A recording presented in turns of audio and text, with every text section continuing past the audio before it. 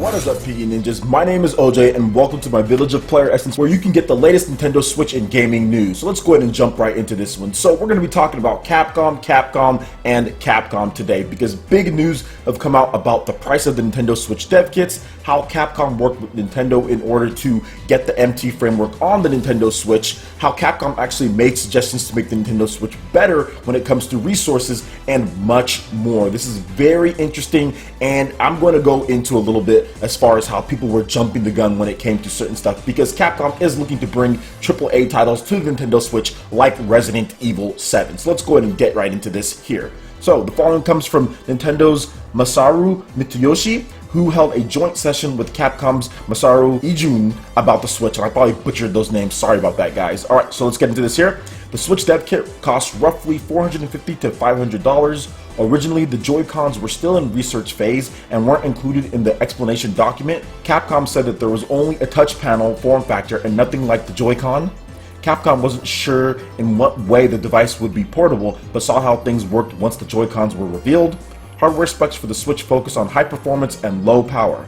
You could achieve NVIDIA's GeForce high performance capability in TV mode. You can also use the same device running with battery in tabletop mode and portable mode. Nintendo is adopting an original operating system. You can use plenty of hardware resources for gaming apps, and it can secure enough memory space for these apps as well. Nintendo is putting a high priority on wireless. Even if you go from TV mode to portable mode with Nintendo Switch, it transmits without a disconnection. Capcom has been working on Ultra Street Fighter 2 and are using their original engine MT framework. Lots of staff at Capcom are used to the engine. Capcom began to develop the environment to quickly examine the hardware right away. They initially excluded support from hardware-specific features and also excluded sound and network support. After this, Capcom began to develop PC emulation environment in parallel.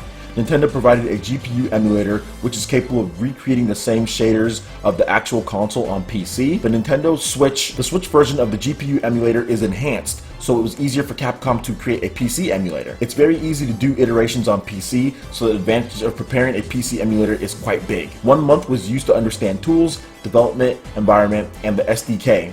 At first, Capcom could secure just 2 programmers to do the work. With only 1 month and 2 people, they could port basic engine features. The staff were accustomed to porting and previously developed Wii U version of the MT framework. The hardware structure was easy to understand. The Nintendo Switch's hardware structure was easy to understand. The porting process was overwhelmingly faster than 3DS or Wii U. On the Nintendo 3DS, it took 4 months with 4 people.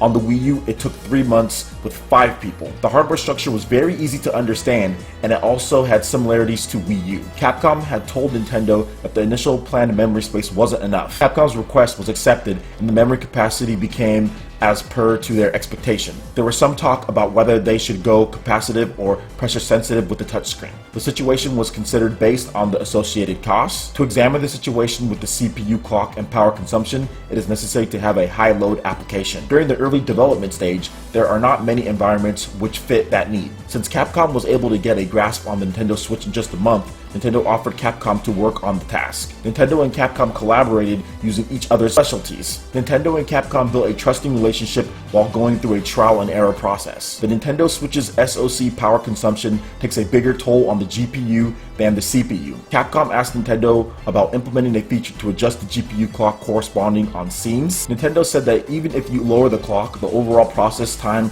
will be longer. It also won't necessarily give an advantage in the end. Capcom is looking into having the RE engine compatible with Nintendo Switch. Capcom also wants to develop AAA titles on the platform. So let's talk about all this, because this is a ton of information. And I'm first going to talk about the people back when Capcom, one of the Resident Evil 7 producers, who doesn't work on the business side of things, who really only works on the game that the seniors tell him to, when he said, oh, well, we have no plans, and everyone made video after video talking about, oh, well, Capcom isn't making anything for the Nintendo Switch. Resident Evil isn't coming to the Nintendo Switch. It's not going to happen. All this because the producer, who doesn't actually make the decision or fund the games on what's coming to what system, said something. And that's why I didn't bring it up. I'm like, if you talk to some of these producers from big companies, they necessarily don't have a say in what's going to be ported to what, because they're not the ones who are writing the checks. Now, if Capcom and Nintendo are working this closely, and if they're working on porting over the Resident Evil engine over to Nintendo Switch, and Capcom combine that with saying that they also want to develop AAA titles on the platform,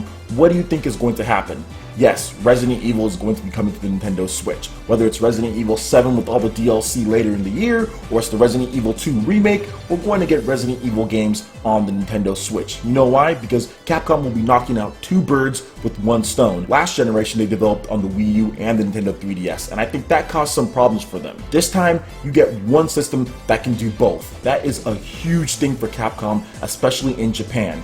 Nintendo worked so closely with them on this system to the point that they are talking about memory and things like that. This actually reminds me of how Epic worked with Microsoft on the Xbox 360, and their marquee game that they were bringing out for the Xbox 360 at the time was Gears of War. And Epic was like, hey Microsoft, you guys actually need to increase the RAM on this system. This is not enough for our game. And Microsoft said, okay, we'll do it. Cost them a ton of money to increase it, but they ended up doing it, and the Xbox 360 ended up being better for it, in addition to Gears of War on the Xbox 360 being a massive system seller for the Xbox 360. So we can see similar things with Capcom and the Nintendo Switch. When Monster Hunter drops, when there's a new Ace Attorney that drops, when there's a brand new Resident Evil or new Resident Evil games that come into play, the extra memory or the extra improvements that Capcom suggested could really come into their own and help sell the system, especially when Monster Hunter drops, because that's the big one that everyone is really looking forward to and seeing, in addition to Resident Evil and other games that they have.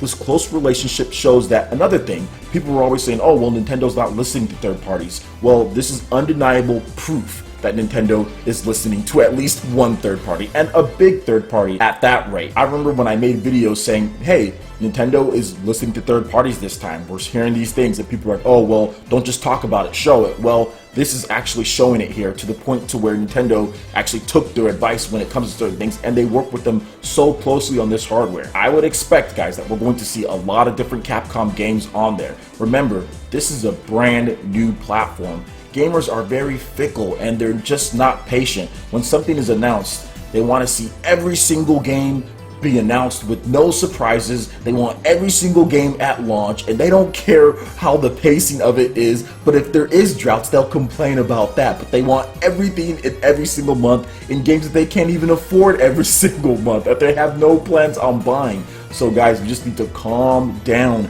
and let the game announcements come.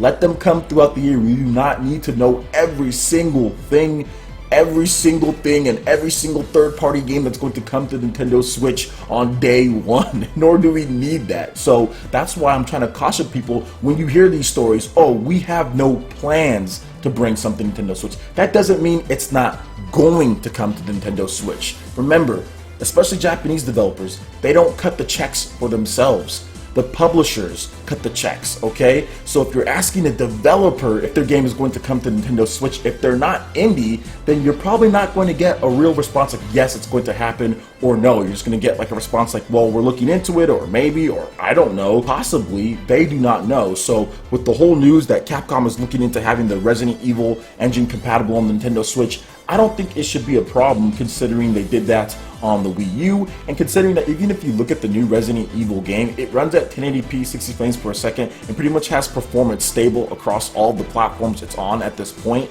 whether it's PC, PS4, Xbox One. They all look good, they all run pretty good. I'm pretty sure they can get a good Resident Evil engine running on the Nintendo Switch because they work with them so closely on this matter. So I'm really excited for that. The fact that this system is a lot more easier to develop on, and Capcom just helped them, just goes to show that I think a lot of these different Japanese developers are just kind of waiting. This is definitely not something that just came out of nowhere, guys, or that was not planned. This is just Capcom on the matter. I think we're going to hear more from other Japanese developers as far as how they worked hand in hand with Nintendo on this system, because Tatsumi Kimishima, I've said this before, I'll say it again, does not play around. When he says something, he's not lying, he's not making it out of nowhere, he's not just saying it just to say it. He means it. And when he said that, hey, we're listening to third-party developers, but we have to consider cost and other things, that's what he meant. That's exactly what he meant. So I do feel in the future we could get more things like this with From Software,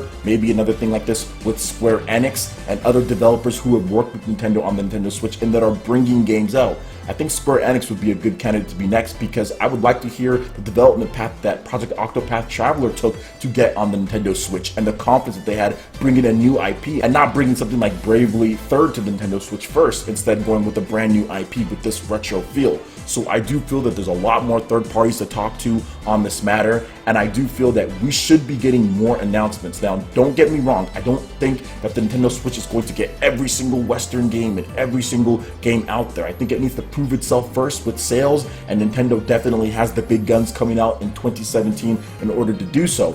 But the more this system sells and the more Nintendo actually gets the development atmosphere out there and gets these dev kits out there that are much cheaper than what you would expect, then you can definitely see more third-party developers jump on board. I think the hype and the promotion for this system is absolutely destroying the Wii U, and I think that's what Capcom and that's what other developers see, but particularly Capcom. They see the momentum with this system. They see how Nintendo was very inviting to let them in and help them work on the system, so that's why you're hearing all of these good things and you're seeing these joint development features as far as what they're talking about here. Nintendo has been far more receptive to these third-party developers, especially in the homeland there, and working with Capcom is a dream come true to me because I'm a big Capcom fan. I love Resident Evil. I really like a lot of their different games that they do bring out, so I'm looking forward to seeing what they do on the system in addition to other third-party developers, because remember, we still have a lot more to go, and From Software is probably going to be the big one that I would think would maybe be an E3 or Nintendo Direct at some point. But overall, this is definitely good news. Dev kits are cheap. They're working on AAA games and they want to bring them to the system. They're working on getting the Resident Evil engine going on there. So we definitely need to just have a little bit more patience when it comes to certain things. And trust me, if this system does well starting out, which I think it will with The Legend of Zelda Breath of the Wild and a number of high-octane indie titles such as Shovel Knight, Fast RMX, Snipper Clips, and other games coming to the Switch early on, I do feel that the momentum is going to continue all the way to actually April, to where we get Mario Kart. So I'm really looking forward to the system. Obviously, we're a little bit less than 2 weeks away at this point, so guys, just hang in there. It's going to be a lot of fun, and let me know what you guys think about all of this news with Capcom, how they helped Nintendo with the Switch, in addition to them bringing their AAA games and wanting to bring the RE engine to the system as well. Alright guys, that wraps it up for this video here. Go ahead and hit that like button if you did like it. Lets me know you guys want more content like this going forward in the future, and subscribe to PlayerEssence for the latest news, reviews, and discussions. And we'll see you ninjas for the next video. Peace.